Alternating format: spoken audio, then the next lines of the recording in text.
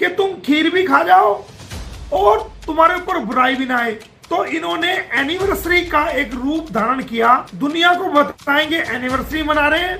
लेकिन हम पंडित को बुला करके बाकायदा फेरे कराएंगे। जो पंडित जी ने आज कोर्ट में जवाब दाखिल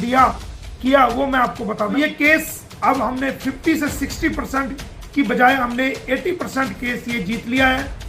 और ये गुलाम हैदर की तरफ ये केस 80% हो चुका है। जैसे सीमा का जवाब आएगा और ये कहा कि गुलाम हैदर ने उसको तलाक दे दिया और वो तलाक लेकर के भारत में आई है इलीगल तरीके से, और वो कहती है कि नेपाल में हमने शादी रचाई थी।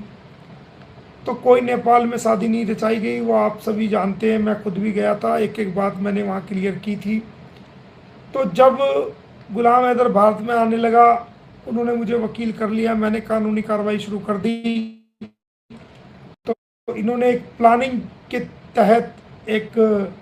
प्लानिंग तैयार की, और वो प्लानिंग क्या थी मैं बता देता हूँ वो कैसी प्लानिंग थी। जो 12 तारीख को जो इन्होंने 12/3 को जो एक शादी का ड्रामा किया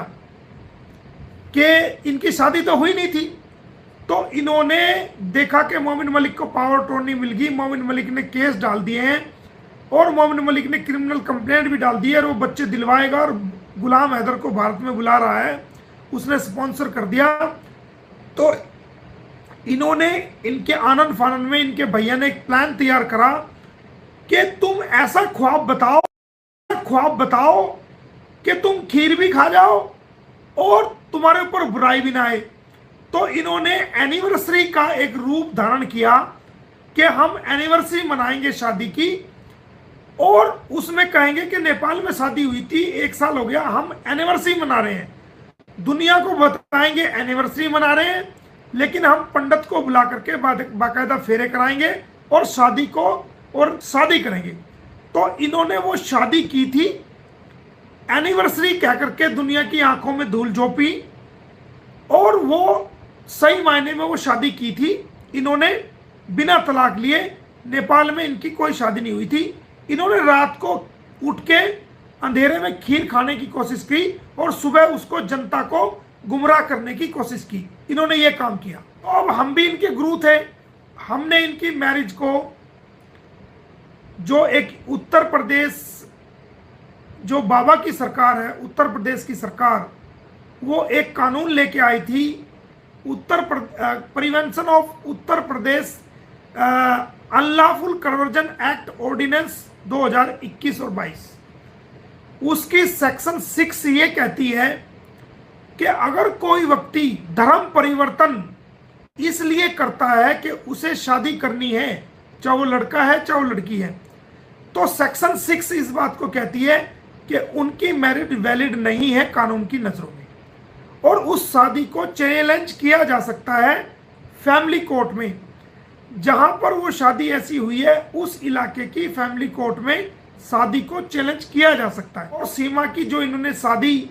दुनिया की नज़र में तो एनिवर्सरी मनाई, लेकिन वो अपनी नज़र में शादी की इन्होंने, हमने उस मैरिज को चैलेंज किया। हिंदू मैरिज एक्ट की सेक्शन 5 इस बात को कहती है, अगर दोनों कपल में से लड़की शादीशुदा है या लड़का शादीशुदा है या पहले से बच्चे हैं और उनका तलाक नहीं हुआ, तो वो शादी जो है वो मान्यता नहीं रखती। सेक्शन 5 इस बात को कहती है कि हिंदू कानून के अनुसार उनकी शादी होती है लड़की की और लड़के की, औरत की या मर्द की, जो पहले से शादीशुदा है लेकिन उन्होंने वैलिड तलाक ले लिया है।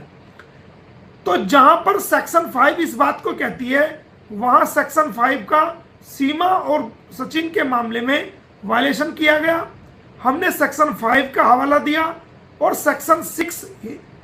उत्तर Pradesh unlawful conversion act ordinance 2021 और 22 की सेक्शन 6 का हवाला दे करके हमने सेक्शन 11 हिंदू मैरिज एक्ट की सेक्शन 11 के तहत 11 सेक्शन में हम अगर कोई ऐसी शादी जो सेक्शन 5 का वायलेशन करे या सेक्शन 6 का अनलॉफुल कन्वर्जन एक्ट का वायलेशन करे, वहां पर सेक्शन 11 में उस शादी को हम निरस्त करा सकते हैं, नल एंड वाइड घोषित करा सकते हैं, कानून उसको गैर कानूनी हम घोषित करा सकते हैं। तो हमने सेक्शन 11 में उसका जो है वो केस फाइल किया और उसके अंदर हमने सचिन को, सीमा हैदर को, इनके भैया डॉक्टर एपी सिंह को और उस पंडित को और इनके परिवार के उन सदस्यों को और अन्य काफी लोगों को पार्टी बनाया जो उस शादी में शामिल हुए थे, जिन्होंने वो शादी जो है गलत तरीके से कराई थी। तो आपके याद होगा कि उस शादी के अंदर जो है वो एक पंडित जी थे, सीमा को भी गए नोटिस, सचिन को भी गए, डॉक्टर एपी सिंह को भी गए, और पंडित जी को नोटिस जाने के बाद इन सब की तारीखें लगी और ये लोग जो है वो कोर्ट जूनियर के थ्रू और ये पंडित जी जो थे वो अपने वकील के थ्रू कोर्ट में पेश हुए। तो आज उसकी पहले 24 तारीख लगी हुई थी, लेकिन वो 24 को सुनवाई नहीं हो सकी, तो आज उसकी केस की सुनवाई हुई फैमिली कोर्ट, इसमें सूरजपुर में, नोएडा के अंदर। तो जो पंडित जी ने आज कोर्ट में जवाब दाखिल किया वो मैं आपको बता दूं। मैं मनीष परासर हूं और मेरा आधार कार्ड नंबर ये है, और मैं मोहल्ला शहीद नगर वार्ड नंबर 10, मैं मोहल्ला शहीद नगर रबूपुरा रूरल में गौतम बुद्ध नगर में रहता हूं। और वो आगे कहते हैं कि मैं काम करता हूं एक बिजनेस कंपनी के में, और एक फर्म का नाम उन्होंने दिया कि मैं उस कंपनी में काम करता हूं, और ये कंपनी जो है वो सेक्टर 81 फरीदाबाद हरियाणा में है, और मैं एक मेहनत करने वाला आदमी हूं, एक प्रोफेशनल आदमी हूं, और मैं वहां पर नौकरी करता हूं। मैं पढ़ताई नहीं करता, मैं वहां पर नौकरी करता हूं। और इसका कहना है कि सचिन और सीमा के बीच में जो शादी हुई थी वो 13/3/2023 को हुई थी, हिंदू रीति रिवाज के अनुसार किसी मंदिर में हुई थी। इसका कहना है कि वो मैंने नहीं कराई, वो किसी मंदिर में शादी हुई थी, और जो 12/3/2024 को इन्होंने फेरे कराए थे वो शादी नहीं थी, वो जो है मैरिज एनिवर्सरी थी, और वहां पर जो है मैंने उस शादी को अटेंड ही नहीं किया। तो जो पंडित जी थे वो अपने जवाब में कहते हैं जी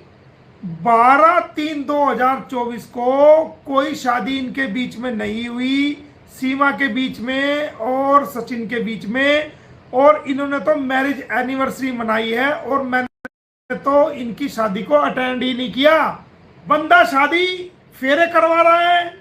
बंदा वहां पर फेरे करवा रहा है पंडित जी, और वो अब कोर्ट में लिख के दे गया कि जी मैंने कोई शादी नहीं कराई इनकी, मैं तो वहां था ही नहीं, और मैं तो फरीदाबाद की किसी कंपनी में मैं तो जॉब करता हूं, मैं पंडित का काम नहीं करता। तो दोस्तों ये खबर सबसे बड़ी खबर है आप सभी के लिए कि जो पंडित जी थे उन पंडित जी ने ये कहा है कि जी कोई शादी इनकी नहीं हुई, और वो आपने देखा होगा वहां पर बाकायदा सचिन को दूल्हा बनाया गया, सीमा को दुल्हन बनाई गया, इनके रिश्तेदार इकट्ठे हुए, खाने का प्रोग्राम बनाया गया और वहां पर फेरे कराए गए। अब वो पंडित जी कहता है जी मैंने कोई शादी नहीं कराई, इनकी कोई शादी वहां पर नहीं हुई। इनकी शादी तो 12/3/2023 में किसी मंदिर में हुई है, मंदिर का कोई नाम नहीं दिया, नेपाल का कोई नाम नहीं दिया। तो अगर 12/3/2023 को इनकी शादी हुई थी तो 7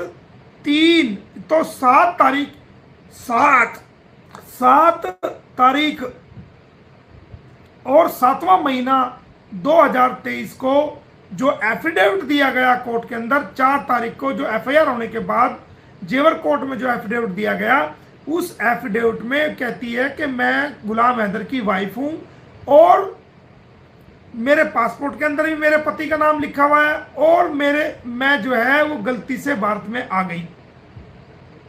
तो कौन सी बात सच मानी जाए? वहां पर गुलाम की वाइफ कह रही है, ये पंडित जी कह रहे जी इनकी शादी 12/3/2023 में हो गई थी किसी मंदिर में। तो अगर मंदिर में 12/3/2023 को हुई थी तो जब वो पकड़ी गई इस शादी के बाद तो वहां गुलाम हैदर की वाइफ बता रही है अपने आप को। तो सबसे बड़ी ब्रेकिंग न्यूज दोस्तों यही है कि पंडित जी ने, जिन्होंने इनके फेरे कराए थे, उन्होंने लिखित रूप में कोर्ट में ये बयान दे दिया है कि जनाब मैंने इनकी कोई शादी नहीं कराई और मैं इस शादी में शामिल ही नहीं था। हमारा केस तो मजबूत हो गया इससे। अगर वो पंडित, जिस पंडित जी को हमने पार्टी बनाया है उस केस में, उस शादी को चैलेंज किया है, तो जब पंडित जी ने, और इसका पंडित जी ने बाकायदा एफिडेविट दिया है, ये उनका एफिडेविट है, ये आप देखोगे, ये एफिडेविट जो है उनका है। तो पंडित जी ने तो भाग गए इस शादी से। पंडित जी तो इस मामले को छोड़ के जा चुके। उन्होंने तो साफ कह दिया, भाई सीमा जाने या जाना, ये सचिन जाने, ये जाने, मैं तो इस शादी में ना मैंने फेरे कराए, ना मैंने ये शादी कराई, ना मैं इसका गवाह हूं और ना मैं मौके पे मौजूद था। मैं तो एक नौकरी करने वाला आदमी हूं और फरीदाबाद की किसी कंपनी में नौकरी करता हूं।